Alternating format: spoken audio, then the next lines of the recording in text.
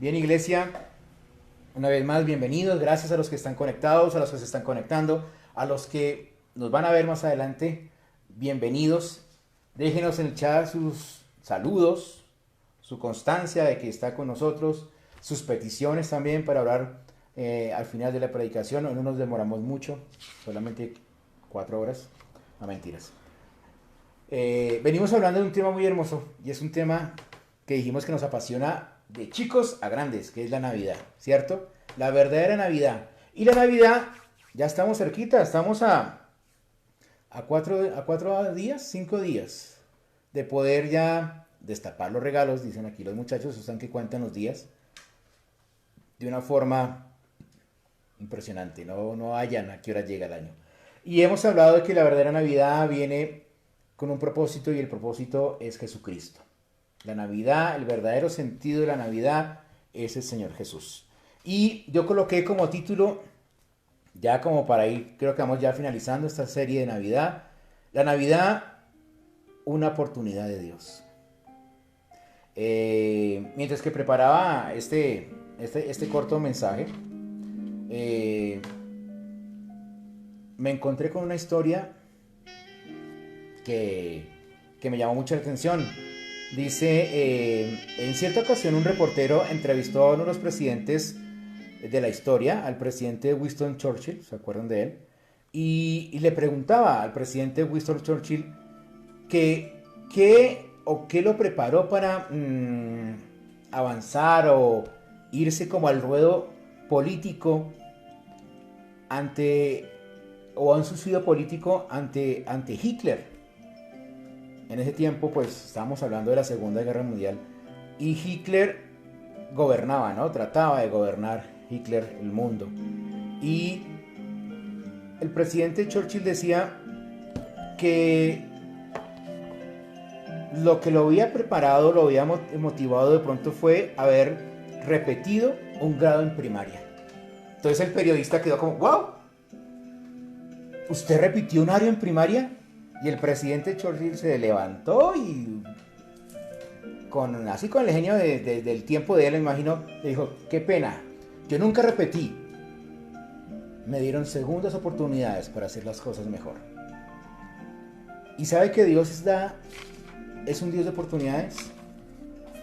Dios es un Dios que busca la oportunidad de que nosotros nos acerquemos a Dios, de que nosotros nos acerquemos a su presencia, de que nosotros nos busquemos la forma de poder ponernos en comunión con Él. Pero como Dios sabe que nosotros no lo vamos a hacer muy seguido, entonces Él tenía que comenzar a buscar planes, ¿cierto? Veíamos en predicaciones o en estudios anteriores de que el pecado había entrado por Adán y Eva en su momento, el pecado original, y que de ahí para abajo toda la descendencia humana nace con pecado, porque nace con esa ruptura de la presencia de Dios en su espíritu, en su corazón, en su vida, en su espíritu. Y por más de que seamos creación de Dios, no somos hijos de Dios en su momento. Y entonces Dios hizo a través sacó a Moisés, ¿no? Levantó a Moisés a su pueblo en Israel, lo sacó de Egipto, veíamos las historias, y con este pueblo hizo muchos pactos, ¿cierto? Y unos pactos eran guardar los mandamientos, ahí fue donde nacieron los 10 mandamientos, hablamos de los 10 mandamientos, y eran oportunidades para que el pueblo se acercara a la presencia de Dios, pero el pueblo las cumplía sí, las cumplía no, las cumplía medias, si no las dejaba de cumplir, se las olvidaba. Vimos también acerca de cómo se volvió una rutina para el pueblo, a veces los mandamientos, no matarás, no adulterarás, no robarás, amarás a Dios sobre todas las cosas, eso es lo que menos hacemos muchas veces. Y el Señor, en su infinito amor y en su infinito corazón, dijo, tengo que hacer algo.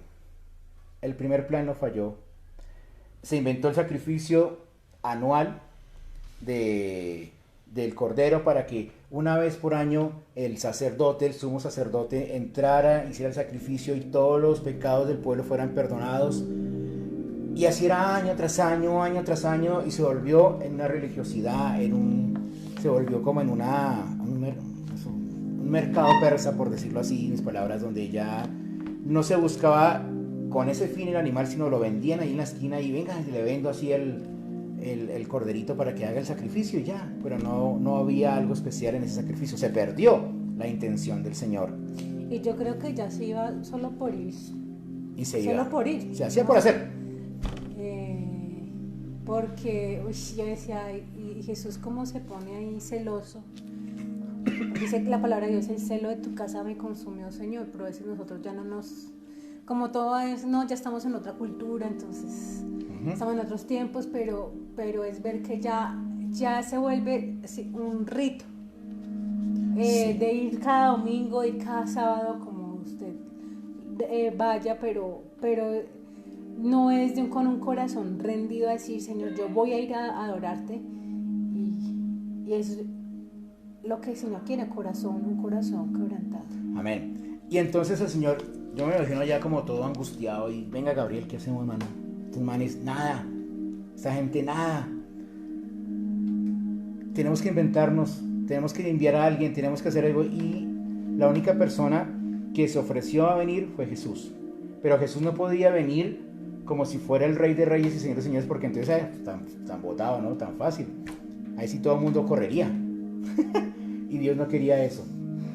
Entonces se hizo plan, se gestó un plan universal donde Jesús tenía que nacer como nosotros, con carne y hueso, ¿no? Entonces vino, conoció a María, el Espíritu Santo llegó a María y nació Jesús. Ahí nació la Navidad para nosotros. En la Navidad celebramos el nacimiento de Jesús, pero ese nacimiento, decíamos que no es un nacimiento cada año, porque cada año traemos regalos y decíamos, bueno, traemos regalo para la esposa, para el hijo, para el papá, para la mamá. ¿Y qué regalo le damos a Jesús nosotros, que es el que está naciendo? Pues, o es el que estaría cumpliendo años en esta temporada, ¿no? Estaría cumpliendo más de 2000 años el Señor en este momento. Entonces, la Navidad es Jesús. Pero la Navidad no es una estación, no es una fecha especial en el calendario. La Navidad es oportunidad. ¿Y es una oportunidad de qué? Una oportunidad de reconciliación del hombre con Dios, pero el que está buscando la reconciliación al venir es Dios con el hombre.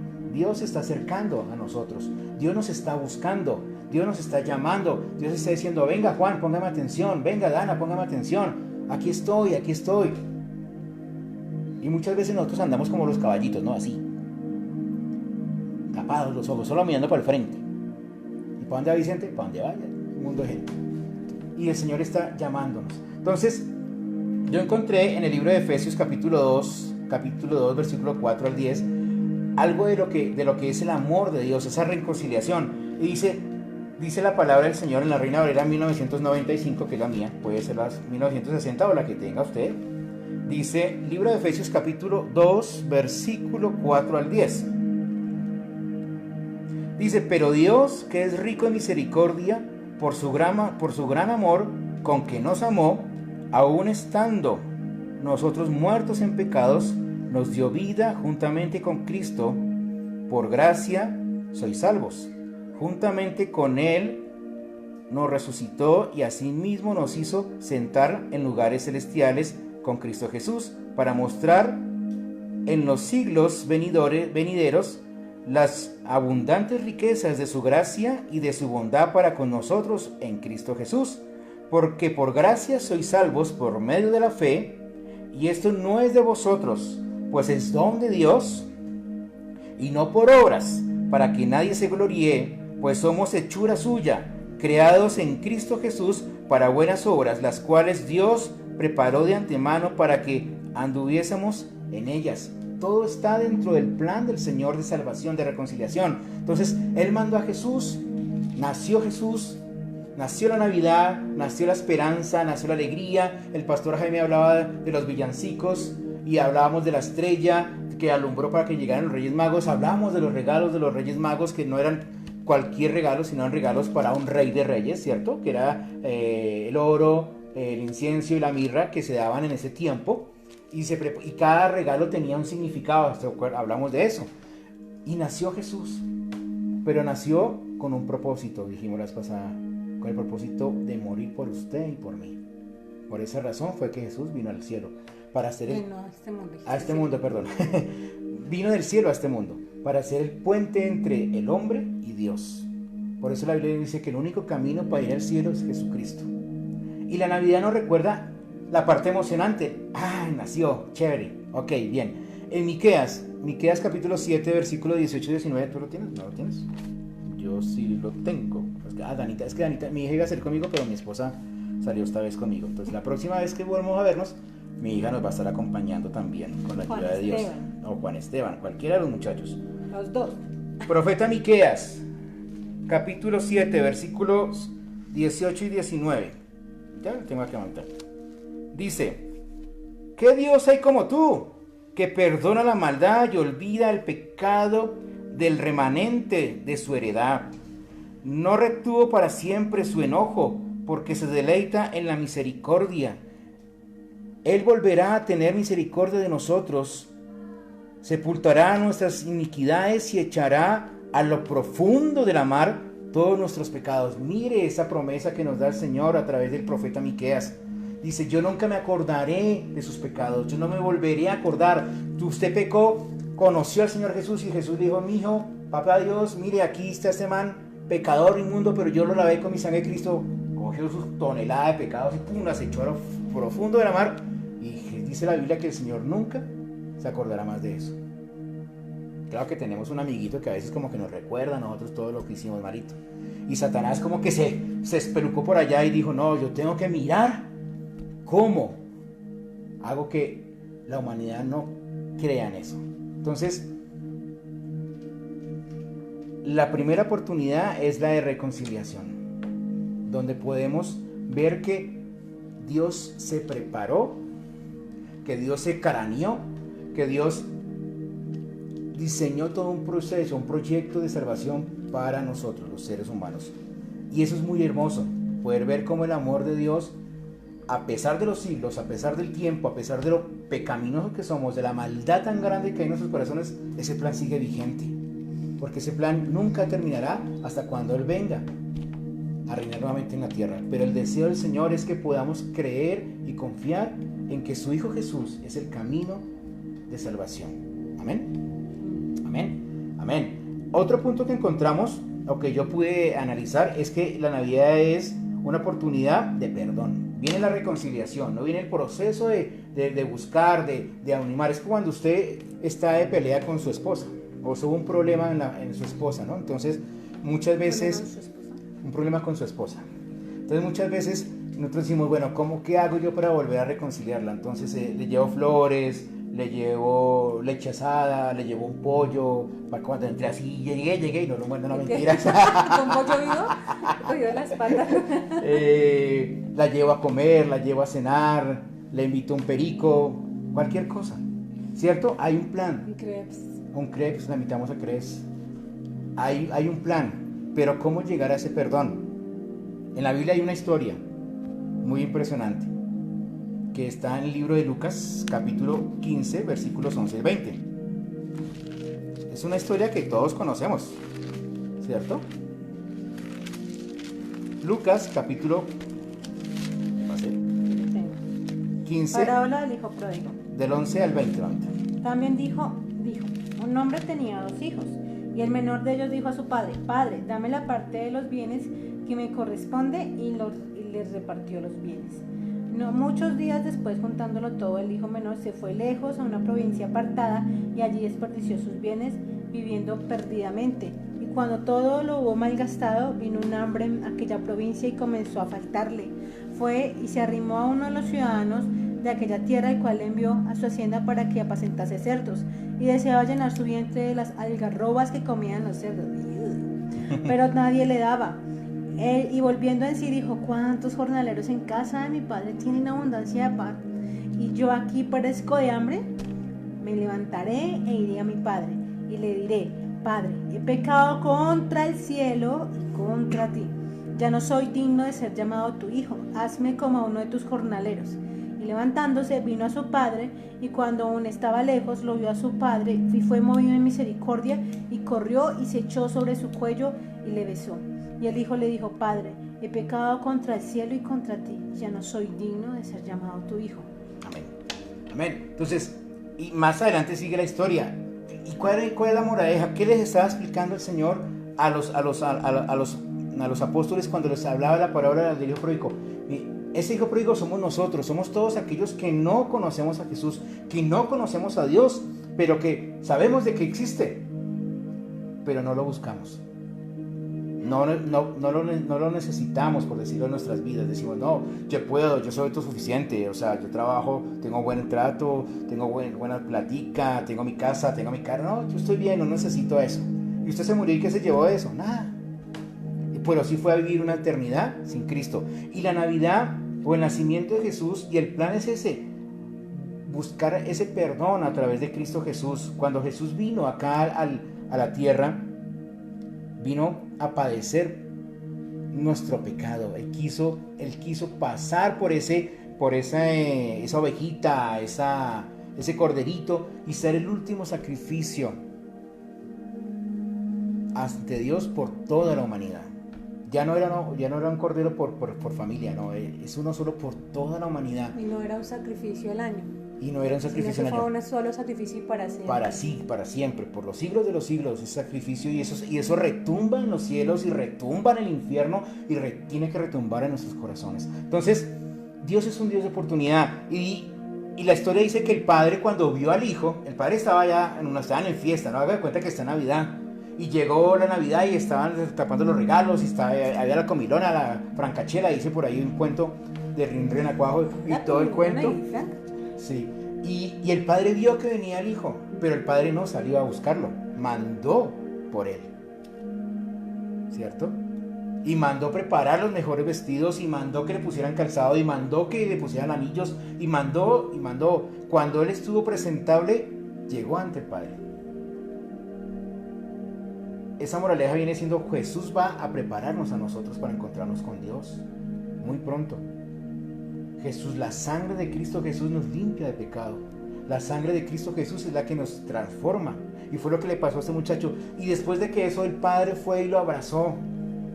Y este muchacho lo que hizo fue pedirle perdón, porque por su soberbia había tomado malas decisiones. Y Dios, ¿qué hace? Les dio una nueva oportunidad. Y Dios hace con nosotros lo mismo, nos da nuevas oportunidades. Dios siempre busca la oportunidad de que le busquemos. Él siempre quiere que la humanidad encuentre en Él consuelo, ayuda, que encuentre en Él paz, gozo. El libro de Apocalipsis capítulo 3, 20 habla de un versículo que todos conocemos, bueno, la mayoría. ¿Saben cuál es? Sí. Yo estoy a la puerta y llamo, si alguno oye mi voz y abre la puerta, entraré, cenaré con él y él conmigo. ¿Cómo está el Señor? Tocando las puertas de nuestros corazones. ¿A través de qué? A través de las cosas naturales, a través de las cosas que suceden, a través de pronto esta pandemia que estamos viviendo, sea por la oportunidad que Dios planeó para que el pueblo se busque o se desborde de buscar la presencia de Dios de pronto a su estilo. Dios no desprecia un corazón que lo busca con ansiedad. Y la Navidad es eso. Entonces, haga de cuenta que usted está en su fiesta, en su reunión familiar, y llegó su hijo, porque nunca había estado. Usted no le va a cerrar la puerta en la cara, ¿cierto? No lo hizo Dios con nosotros. A Dios no le puede estar nada a decir, no, pues que se acaben allá, que se maten entre ellos, ¿y para qué? Yo ya cumplí con enviarles a mi hijo y no creyeron de malas, no. Él está ansioso de que podamos llegar a la presencia de Dios. Entonces, Apocalipsis 3:20, entonces, no despreciemos la voz de Dios en nuestros corazones. Dios nos ha hablado muchas veces. A veces como que allá cuando estás allá solito, en lo más profundo escucha como algo que dice, busque a Dios, y como que no le hacemos caso. Ese es el Espíritu Santo hablando a nuestro corazón, trayendo esa, ¿cómo se llamaría? Nos redarguye de pecado. Ese sentimiento, como si fuera un sentimiento ya como diciendo, yo necesito buscar a Dios. Mueve nuestras entrañas por allá. Los estudios dicen que, así que me acordando de esto, dice que por más que el ser humano niegue la presencia de Dios, dice que hay una parte del cerebro muy pequeña que siempre tiene como ese sello de Dios ahí. Por eso es que el hombre sabe que hay un creador. Por eso es incluso hay personas que no lo llaman creador, sino el cosmos, que hay el cosmos está a favor mío, o Sí. en el ámbito secular también se llama una fuerza o la energía, tienes buena energía, que no sé qué, los estados planetas están conspirando. Los planetas también hablan, o sea, lo que yo voy, lo que tú decías, el ser humano sabe que hay algo mayor que él, llámelo como le llame, solo que intentan negar que realmente Dios existe, y por eso lo quieren llamar que la energía, el cosmos, pues ese cosmos es Dios, esa energía es Dios. Y vemos que a lo largo de la humanidad el hombre tiene una necesidad de buscar de Dios, que por eso se han creado varias religiones, buscan algo que adorar, porque fuimos creados para adorarle a Él. Amén. No Sí, para señor. adorar a otras cosas. Por eso, y si vemos en todas las culturas, siempre hay una necesidad de adorar algo superior, ¿sí? Como que encontrar algo que hay superior a mí. No, sí, señora. Entonces, la Navidad no es pachanga, comilona solamente y regalos. No, la Navidad es un sentido de reconciliación, de perdón, pero también hay un sentido o una oportunidad de salvación, ¿cierto? Jesús nació, ¿sí? ¿Cierto? Y eso lo recordamos en diciembre. Jesús murió, ¿lo recordamos en dónde? En Semana Santa, ¿cierto? Cuando el mundo nos dice Jesús resucitó, nunca. No caí, yo estaba haciendo esto cuando yo, oiga, sí, yo caí en cuenta, le dije, celebramos el nacimiento, sufrimos con la muerte de Jesús, pero cuando el Señor resucita, no hacemos nada. Y la Biblia dice que Él resucitó a los 3 días. Y si usted mira, y a los que vemos las películas en Semana Santa, dice que resucitó y ya como que ya sabemos que el Señor resucitó a 3 días, pero se nos olvida que ese es el milagro más espectacular que hay en la Biblia, la resurrección, y esa es la promesa de salvación que tenemos. Juan capítulo 14, 6. Dice, Jesús dijo, yo soy el camino, la verdad y la vida. Nadie, pero nadie viene al Padre sino por mí. Ojo, alguna vez yo escuché que el que no sabe para dónde va, cualquier bus le sirve. Al que no sabe para dónde va, cualquier bus le sirve. Pero el que tiene su mente fija en llegar al cielo, solamente hay un camino que se llama Jesucristo. Y el Señor nos ofrece la vida eterna. Ese es un regalo de salvación, es un regalo que viene con la Navidad, que viene con la natividad, que viene con el padecimiento de Jesús, con todo lo que Él vivió mientras que estuvo aquí en la tierra, con todo lo que Él padeció por nuestros pecados y todo lo que Él sufrió cuando fue a la cruz del Calvario. Pero la respuesta a ese sacrificio es la resurrección. La respuesta a esa oportunidad de salvación es la resurrección, es aceptar a Cristo en nuestro corazón, es confiar nuevamente en el Señor, confiar nuevamente en su palabra, decirle al Espíritu Santo que llene nuestra vida, que llene nuestro corazón. Y Juan 14:6 nos dice muy claramente, solo hay un camino para el cielo y es Jesucristo. La Biblia no nos habla de ninguno más, solo Jesucristo. Así como Jesucristo nació, Él es el camino al morir y al resucitar al tercer día de entre los muertos, ¿cierto? Entonces, no sé cómo estamos usted y yo delante de Dios. No sé cómo estarán estas navidades. No sé cómo ha pasado usted de las navidades anteriores. Si solamente vemos el enfoque de la Navidad pensando en que los regalos. En los regalos, sé que es un tiempo familiar, sí, es un tiempo para pasar en familia, sí, porque así está planeado por Dios, sí, pero el motivo principal de la Navidad es la salvación de cada una de las personas. Es el motivo con el cual Jesús vino realmente a nuestro entorno. Mateo 28:20. Mateo 28:20. Enseñándoles que guarden todas las cosas que os he mandado, y aquí yo estoy con vosotros todos los días hasta el fin del mundo. Amén. Amén. Y hay una promesa en Mateo 28:20. O sea, Jesús no se fue. Jesús nos dejó al Espíritu Santo y dice que Él estará con nosotros hasta el fin de los tiempos. Siempre va a estar pendiente. Él no vino a la tierra, nació en el pesebre, estuvo con los burritos, estuvo con la vaca, vinieron los Reyes Magos, creció, aprendió carpintería de su papá físico aquí, que fue José.